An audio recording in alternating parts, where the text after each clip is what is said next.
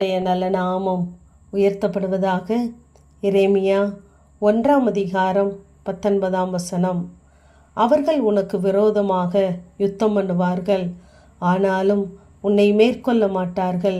உன்னை ரட்சிக்கும்படிக்கு நான் உன்னுடனே இருக்கிறேன் என்று கர்த்தர் சொல்லுகிறார். ஆகவே இந்த வார்த்தையை கவனிக்கிற கேட்கிற ஒவ்வொருடைய வாழ்க்கையிலும் இப்படிப்பட்ட சூழ்நிலைகள் இருக்குமானால், உங்களுக்கு விரோதமாய் யுத்தம் பண்ணுகிறவர்கள், எரிச்சலாய் இருக்கிறவர்கள், வழக்காடுகிறவர்கள், போராடுகிறவர்கள் இருப்பார்களானால் நீங்கள் ஒருபோதும் சோர்ந்து போக வேண்டாம். ஏனென்றால் அவர்கள் உங்களை மேற்கொள்ளாதபடி நம் தேவனாகிய கர்த்தர் உங்களோடு கூட இருக்கிறவராகவே இருக்கிறார். ஏனென்றால் அவர் நம்மை தாயின் கருவிலே தெரிந்து கொண்டார் என்று அங்கு அதே அதிகாரம் 5 நாம் வாசிக்கிறோம். தாயின் கருவிலே வயிற்றிலே உருவாகும் முன்னே நான் உன்னை அறிந்தேன் என்று சொல்லுகிறார். ஆகவே நம்மை அறிந்த தேவன் சத்ருவின் கையிலே, மனுஷன் கையிலே அவர் ஒரு நாளும் நம்மை விட்டு கொடுக்க மாட்டார். ஆகவே தான் அங்கு சங்கீதக்காரன் சொல்லும் பொழுது 129 சங்கீதத்திலே, என் சிறு வயது தொடங்கி அநேக தரம் என்னை நெருக்கினார்கள், என்னை நெருக்கியும் அவர்கள் என்னை மேற்கொள்ளவில்லை, மேற்கொள்ளாமல் போனார்கள் என்று சொல்லுகிறார். ஏனென்றால் அங்கு தாயின் கருவிலே நம்மை தெரிந்தெடுத்தவர், உலக தோற்றத்திற்கு முன்பதாகவே நம்மை முன்குறித்தவர் நம்மோடு கூட இருக்கிறார்.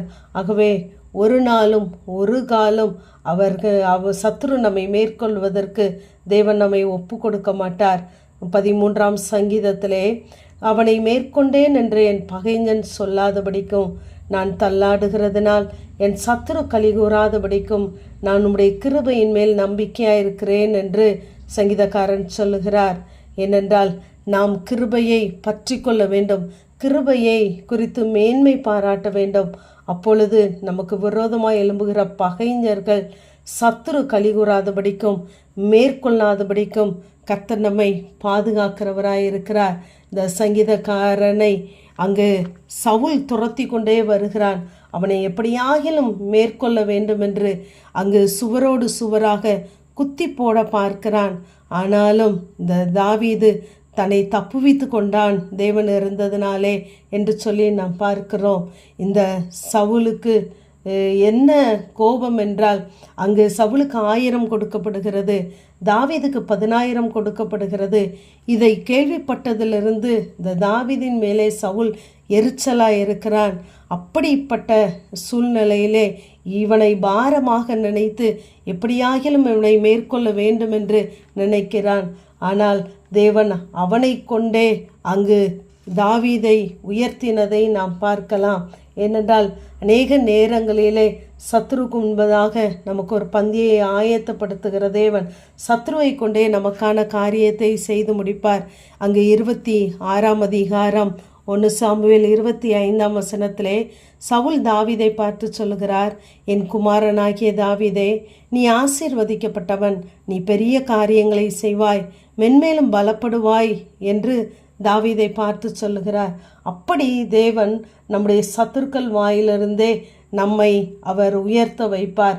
அவர்களுடைய பார்வைக்கு தேவன் நம்மை மேன்மையாகத்தான் வைப்பார். ஆகவே நம்மை சுற்றிலும் இத்தனை போராட்டங்கள், மரண கட்டுகள், பாதாள கட்டுகள், துர்ச்சன பிரவாகங்கள் இருக்கலாம். ஆனால் அப்படிப்பட்ட சூழ்நிலைகளிலே கர்த்தரை நீங்கள் நோக்கி பார்க்கும் பொழுது நிச்சயமாகவே நம்மோடு கூட பயங்கரமான பராக்கிரமசாலியாக இருக்கிற தேவன் அவர்கள் நம்மை மேற்கொள்ளாதபடி, அவர்களுடைய காரியம் வாய்க்காதபடி வெட்கப்பட்டு போகும் அளவிற்கு நமக்காய் கிரியை செய்கிற தேவனாயிருக்கிறார். நாம் மற்றவர்களை மேற்கொள்ளத்தக்கதான அதிகாரத்தை தேவன் நமக்கு தந்திருக்கிறார். லூக்கா 10 அதிகாரம் 19 சத்ருனுடைய சகல வல்லமைகளை மேற்கொள்ளவும் உங்களுக்கு அதிகாரம் தந்திருக்கிறேன் என்று சொல்கிறார். ஆகவே அந்த அதிகாரத்தை பயன்படுத்துங்கள்.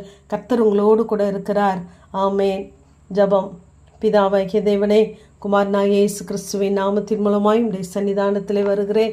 அவர்கள் உனக்கு விரோதமாய் யுத்தம் பண்ணுவார்கள், ஆனாலும் உன்னை மேற்கொள்ள மாட்டார்கள்.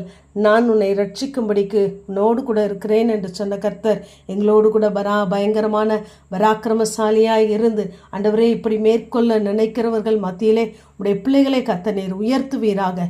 தாழ்த்துகிறோம், மகிமைப்படும். இயேசுவின் மூலம் ஜெபம் கேளும் எங்கள் நல்ல பிதாவே. ஆமேன்.